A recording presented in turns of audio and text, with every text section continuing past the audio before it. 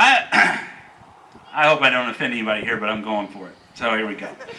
I'm one of those crazy people that believe that we need to bring our troops home now, from everywhere. Surely Germany and Japan can now defend themselves. They are big boys and they wear big boy pants. And unless we are truly the stupidest country in the world, we must understand that terrorists do not hate us because we are free. They hate us because we are there. I don't even know that I agree with the term terrorist.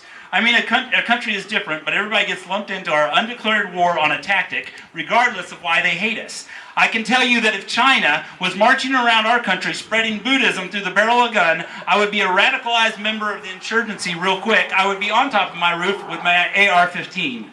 Afghanistan has 20 million people. Of those, reportedly 100 to 300 are members of Al-Qaeda. I like those odds. I think more people died last year in America from autoerotic asphyxiation than are members of Al-Qaeda in Afghanistan. Okay? So how could you even stop 100 people of 20 million from doing anything? You can't, unless you assign a babysitter to every person in their country. But that leads to the biggest question. We had a terrorist attack on our country that was planned out in Germany and Spain, and we decided to invade Iraq and Afghanistan. We have spent 8 years looking for 100 people to a tune of 100,000 lives, and our foreign policy costs $1 trillion a year, which is why I always say there is nothing conservative about war. But what's worse is those people who died while we were there, those people whose families hate us, their children will grow up to hate us, and they won't hate us because we are free. They won't hate us because we were free. Have you ever been to Amsterdam?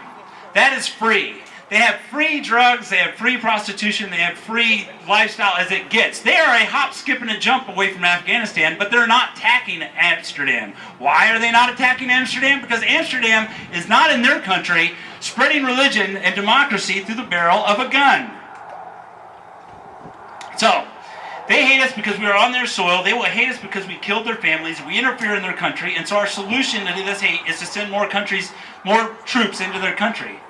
And the result will be more hate. And our solution will be to send more troops into their country. And the result will be more hate. And our solution will be to send more troops into their country. And you get the point. It's hard to imagine that after a long history of messing about in the Middle East that they would ever trust us. As Ron Paul said, we just marched in and we should just march out.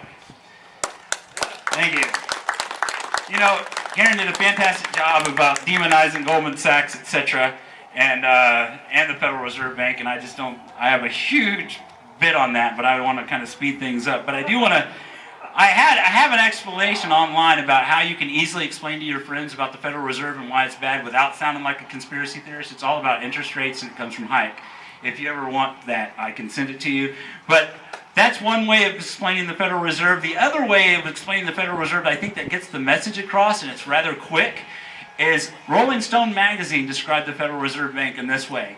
It is a giant vampire squid sucking on the face of humanity.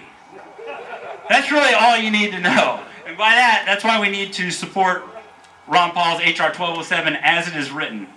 Now, boy, I might make some people mad. So far I've been on a roll, though, so let's go with this one. I'm going to cover two more things before I go quickly. And the first is gay marriage. And speaking of issues that divide us politically, why does this issue divide us politically? Okay, there is no reason. Because we've got Jon Stewart on one side saying the government needs to make gay marriage legal. We got Mike Huckabee on the other side saying that the government needs to make gay marriage illegal. But the point of it is marriage is none of government's business. Marriage has nothing to do with government, okay? And people are waiting around to see who's right, and that's who's right, neither one of them. It's none of government's business who gets married, gay, straight, or other. It doesn't matter. There is nothing more religious than marriage, and last I checked, the First Amendment gave us the freedom of religion. If I want to marry 2 women and a goat, I have a right to, and it's none of government's business. This is just another way that the government likes to divide us or to control us.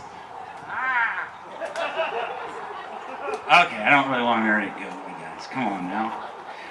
See, it's funny, right? Okay.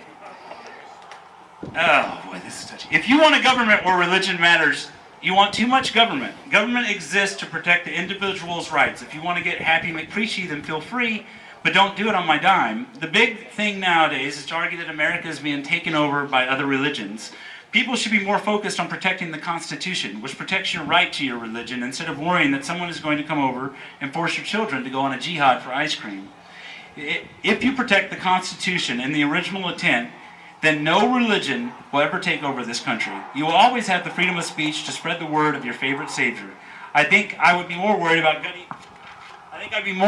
government getting involved in religion, because you may wake up and realize you didn't get the religion you wanted.